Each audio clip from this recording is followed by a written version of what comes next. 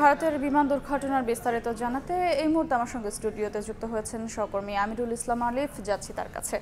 আলিফ, আমরা দেখছিলাম ভারতে একটি ভয়াবহ এবং পাশাপাশি মর্মান্তিক একটি দুর্ঘটনার শিকার হয়েছে একটি এয়ার ইন্ডিয়ার উড়োজাহাজ। আশা করা বলা হচ্ছে যে এখানে প্রচুর পরিমাণে হতাহতের আশঙ্কা করা হচ্ছে। আমরা প্রতিবেদনে যেমনটি দেখলাম, এই ক্ষেত্রে আপনাকে যদি আমি শুরুতে ঘটনার ভয়াবহতা ব্যাখ্যা করার জন্য একটা বিষয় আপনার সামনে উল্লেখ করি, দর্শকদের সামনে উল্লেখ করি, যে ব্যাপারটি ছিল এরকম যে বিমানটি কিন্তু কেবল উড্ডয়ন হয়েছিল। তো উড্ডয়নের ক্ষেত্রে পুরো বিমানটি ছিল জ্বালানি ভর্তি, যে কারণে বিমানটি সংঘর্ষ হওয়ার পরে, মানে বিমানটি ধসে যাওয়ার পরে যে অগ্নিকাণ্ডের ঘটনাটি ঘটেছে সেটি নিয়ন্ত্রণ করা কিন্তু কঠিন হয়ে পড়েছে, কারণ পুরো বিমানটি ছিল জ্বালানি ভর্তি বিমান ছিল। তো এছাড়াও আপনি জানবেন যে আমাদের যে কোনো ধরনের বিমান দুর্ঘটনার পরবর্তীতে আমাদের উদ্ধার কাজটা কিন্তু শুরু করা এবং সেখান থেকে জীবিত ফেরত নিয়ে আসা যাত্রীদের সবচেয়ে কঠিন চ্যালেঞ্জিং বিষয় হয়ে দাঁড়ায়, যেটি এই ক্ষেত্রেও কিন্তু হয়েছে। তো এই জায়গায় আমি আপনাদের আরেকটু উল্লেখ করতে চাই যে বিমানটি মূলত আমি যদি উল্লেখ করি যে যাত্রী যারা ছিলেন, আমরা প্রতিবেদনে যেমনটি দেখলাম যে বিভিন্ন দেশের নাগরিকরা সেখানে ছিলেন এবং আশঙ্কা করা হচ্ছে যে গুজরাটের সাবেক মুখ্যমন্ত্রী বিজয় রূপানি উনিও এখানে থাকতে পারেন এমন আশঙ্কা করা হচ্ছিল। তো তার পরবর্তী সময় থেকে শুরু করে বিমান দুর্ঘটনা 1:38 মিনিটে হয়েছিল এবং সবচেয়ে ভয়াবহ বিষয় যেটি যে ধারণা করা হচ্ছে বিমানটি কোনো একটি মেডিকেল ছাত্রাবাসের উপরে কিন্তু বিধ্বস্ত হয়েছে। তো মেডিকেল ছাত্রাবাসের উপর বিধ্বস্ত হওয়া মানে একটা লোকালয়ে বিধ্বস্ত হওয়া, এবং লোকালয়ে বিধ্বস্ত হওয়া মানে সেখানে কিন্তু শুধু বিমানের আরোহী নয়, বিমানের যাত্রী নয়, অনেক সাধারণ মানুষ এখানে হতাহত হওয়ার একটি সম্ভাবনা, একটি শঙ্কা তৈরি হয়। এবং সেই শঙ্কার জায়গা থেকে প্রতি মুহূর্তেই ভারতে যেভাবে সবাই চিন্তিত শঙ্কিত, একইভাবে কিন্তু পুরো বিমান বোয়িংয়ের ব্যাপারটি যদি আমি বলি, বোয়িংয়ের নিরাপত্তা নিয়েও কিন্তু একটা শঙ্কার বিষয় সৃষ্টি হয়েছে। তো এই জায়গায় আমি দর্শকদের সামনে বলতে চাই যে এখানে বিমান দুর্ঘটনার সার্বিক পরিস্থিতি এবং সবশেষ খবর বিস্তারিত জানতে আমরা ভারতে আছেন আমাদের সহকর্মী সুব্রত আচার্য, তার সঙ্গে সরাসরি চলে যাব। দেখুন, আপনি ঠিকই বলছিলেন যে বিমানটিতে তো এমনিতেই 242 জন, দুজন পাইলট, 10 জন ক্রু এবং বাকি 230 জন যাত্রী ছিলেন। এদের তো হতাহতের বিষয়টি একটি অঙ্কের মধ্যে দাঁড়িয়েছে। কিন্তু এই সংখ্যা থেকে অনেকটা বেশি বাড়বে বলে আশঙ্কা করার একটা প্রধানতম কারণ যে এই বিমানটি যেখানে ভেঙে পড়েছে সেটি একটি মেডিকেল কলেজের ছাত্রাবাস এবং সেখানে কিন্তু অনেক সংখ্যক মেডিকেল পড়ুয়ারা সেখানে ছিলেন এবং সেখানে চিকিৎসকদেরও কিন্তু আবাসন স্থলও ছিল। সুতরাং এই হতাহতের সঙ্গে কিন্তু এই মেডিকেল পড়ুয়া ছাত্র এবং কয়েকজন চিকিৎসক এর মধ্যে এই তালিকায় যুক্ত হতে পারেন অনাকাঙ্ক্ষিতভাবে, এটিও কিন্তু আশঙ্কা করা হচ্ছে। এবং সেখানে ওই সময় আরো কেউ বাইরে থেকে সেখানে ওই আবাসিক এলাকায় ঢুকেছিলেন কিনা সেটিও কিন্তু এখনো পর্যন্ত নিশ্চিত নয়। এবং শুধু তাই নয়, বিমান যখন বিধ্বস্ত হয়, ভাইরাল ভিডিওতে দেখা যাচ্ছিল একটা বীভৎস শব্দ এবং অগ্নিকুণ্ডলী একেবারে পুরো এলাকা ঘিরে ঘিরে ফেলে, কালো ধোঁয়ায় আচ্ছন্ন হয়ে যায়। সেখানেও কিন্তু আবাসিকদের হতাহত হওয়ার এবং গুরুতর অসুস্থ হওয়ার খবর পাওয়া যাচ্ছে। সুতরাং শুধু যে বিমান যাত্রী বা ক্রু বা বিমান চালক সব মিলিয়ে 242 সেই সংখ্যায় সীমাবদ্ধ থাকবে বিষয়টি কিন্তু তা নয়। এই সংখ্যা কিন্তু অনেকটাই বাড়তে পারে। এটি গেল এখনো পর্যন্ত বিমান দুর্ঘটনার হতাহতের সংখ্যা বাড়ার বিষয় নিয়ে কিন্তু এখনো পর্যন্ত সরকারিভাবে জানানো হচ্ছে 133টি মৃতদেহ এখনো পর্যন্ত উদ্ধার করা গিয়েছে।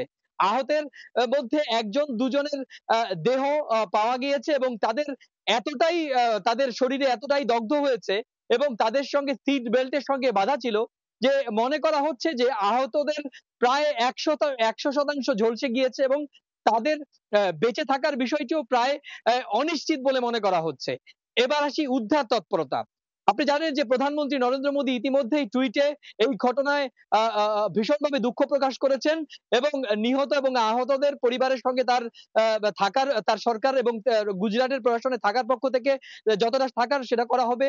বিমানমন্ত্রী, বেসামরিক বিমানমন্ত্রী তার পক্ষ থেকে বলা হয়েছে, স্বরাষ্ট্রমন্ত্রীর পক্ষ থেকে বলা হয়েছে, গুজরাট প্রশাসন এবং সেনাবাহিনী উদ্ধার তৎপরতা রয়েছে।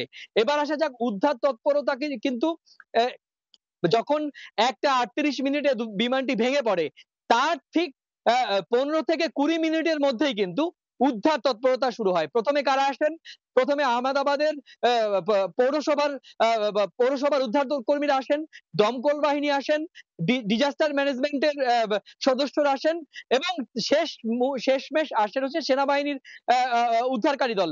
এবং সেনাবাহিনী শুধু উদ্ধারকারী দল নয়, সেনাবাহিনীর একটি মেডিকেল কোর এবং ২০টি মেডিকেল টিম এই মুহূর্তে কিন্তু কাজ করছে। বিমান দুর্ঘটনার কারণ নিয়ে এখনই অনুসন্ধান শুরু করে গিয়েছে। আমি জানি, আমি এর আগেই বলেছি ২০১৪ সালে এই বোয়িং 787 AI 171 এই বিমানটি এয়ার ইন্ডিয়া বিমান বহরে যুক্ত হয় এবং এই বিমানটি যখন ঠিক স্থানীয় সময় ১টা ১৭ মিনিট রানওয়ের দিকে যায়, তার আগে বিমানের যে নিয়ত যে পরীক্ষণ নিরীক্ষণ হয়, যে পরীক্ষণ নিরীক্ষণের পরেই বিমানকে উড্ডয়নের অনুমতি দেয় এআইটি, অর্থাৎ এয়ার ট্রাফিক কন্ট্রোল। সেখানেও কিন্তু বিমানের কোন রকম ত্রুটি ধরা পড়েনি। এই বিমানটি কিন্তু এই দুটো ইঞ্জিন নিয়েই উড্ডয়ন পর্যন্ত কিন্তু স্বাভাবিকভাবে উড্ডয়নের যে ওই পর্যন্ত কিন্তু সব ঠিক ছিল। কিন্তু যখনই ১টা ৩৮ মিনিট সময় হয়, তখনই কিন্তু এআইটিসির কাছে বিমানের একজন প্রধান পাইলট সেখানে মেডে শব্দটি উচ্চারণ করেন এবং এই মেডে একটি সাংকেতিক শব্দ, যেখানে বিমান চালক এয়ার ট্রাফিক কন্ট্রোলের কাছে বার্তা প্রেরণ করে যে আমি একটি ভয়াবহ দুর্যোগের সামনে মুখোমুখি এবং আমার বিমানে যান্ত্রিক ত্রুটি রয়েছে। কিন্তু ওই সময় ১টা ৩৮ মিনিটে বিমানের সংযোগ বিচ্ছিন্ন হয়ে যাওয়ার পর এই রেসপন্ডিং টাইম এআইটিসি থেকে নেওয়া সম্ভব হয়নি এবং সে কারণেই কিন্তু বিমান ট্রাফিক কন্ট্রোলের সঙ্গে যোগাযোগ বিচ্ছিন্ন হয়ে যায় এবং মাত্র মাটি থেকে ৬৬২ কিলোমিটার ৬৬২ ফুট উপরে যখন যাচ্ছিল তখনই কিন্তু ভেঙে পড়ে। সুতরাং বিমানের এই যে দুর্ঘটনার ভয়াবহতা আরো বেশি হয় এবং হতাহতের ঘটনার যে পরিসংখ্যান সেটি কিন্তু আরো বাড়বে বলে মনে করা হচ্ছে। তো সব মিলিয়ে এখনো পর্যন্ত এই ছিল আমার কাছে আমাদের মেঘানীনগরের যে ভয়াবহ বিমান দুর্ঘটনা সেই সংক্রান্ত আমার কাছে থাকা সবশেষ তথ্য। দর্শক, ভারত থেকে সরাসরি সহকর্মী সুব্রত আচার্য জানাচ্ছিলেন বিমান দুর্ঘটনার সবশেষ।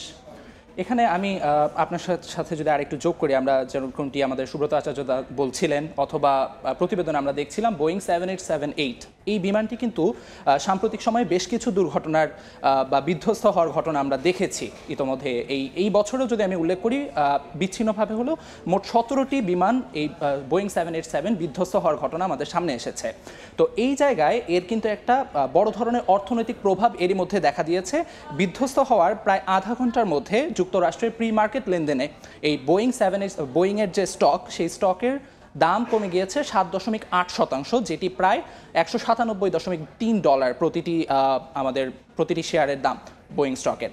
তো এই যে একটি ভয়াবহ রকমের অর্থনৈতিক প্রভাব পড়তে শুরু করেছে, এটি বোয়িং কিভাবে সামলাবে বা কি করবে, এর পদক্ষেপে কি নিবে, সেটি এখনো আমাদের কাছে পরিষ্কার নয় বা তারা সে ব্যাপারে এখনো কিছু আমাদের জানায়নি। আলিফ, একটা বিষয় আপনার কাছে আমি একটু জানতে চাই, যেমনটি আমাদের সহকর্মী সুব্রত আচার্য বলছিল যে বিমানে থাকা যে যাত্রীরা রয়েছেন তাদের বেঁচে থাকার সম্ভাবনা খুবই ক্ষীণ, কারণ তারা শতভাগ সম্ভবত তারা পুড়ে গেছে। কিন্তু বলা হচ্ছে যে আবাসিক এলাকাতে যেহেতু বিমানটি বিধ্বস্ত হলো, সেই এলাকার মানুষের কোনো ক্ষতিগ্রস্ত হওয়ার কোনো তথ্য আপনার কাছে আছে কিনা? আমি শুরুতেই আপনাকে যেমনটি বলেছি যে এটি এমনকি সুব্রত আচার্য যেমনটি বললেন, বিমানটি বিধ্বস্ত হয়েছে একটি মেডিকেল কলেজের ছাত্রাবাসের ওপর। তো সেই ক্ষেত্রে আমরা অবশ্যই বলতে পারি মেডিকেল কলেজের ছাত্রাবাসে শিক্ষার্থী যারা ছিলেন অথবা চিকিৎসক যারা ছিলেন তারা অবশ্যই বড় ধরনের ক্ষতিগ্রস্ত হতে পারেন, হওয়ার শঙ্কা রয়েছে। কিন্তু এখনো আনুষ্ঠানিক কোনো তথ্য এজিসি কিংবা কোনো ভারতীয় সংবাদ মাধ্যম কোথাও থেকে আমরা এখনো আনুষ্ঠানিক কোনো তথ্য আমাদের হাতে এসে পৌঁছায়নি। কিন্তু যে যাত্রী যারা ছিলেন যাদেরকে উদ্ধার করা হয়েছে, যেমনটি বলছিলেন, শতভাগ পুড়ে গিয়েছে। তো তাদের বেঁচে থাকার সম্ভাবনা কিন্তু খুবই ক্ষীণ এবং একই সঙ্গে যারা এখনো উদ্ধার হননি তাদেরও কতখানি তাদেরকে আমরা অক্ষতভাবে উদ্ধার করতে ভারতীয় উদ্ধারকর্মীরা পারবে সে ব্যাপারে কিন্তু যথেষ্ট শঙ্কা থেকে যায়। তো আপাতত এই ছিল আমাদের কাছে ভারতের বিমান বিধ্বস্ত হওয়ার ঘটনায় সবশেষ।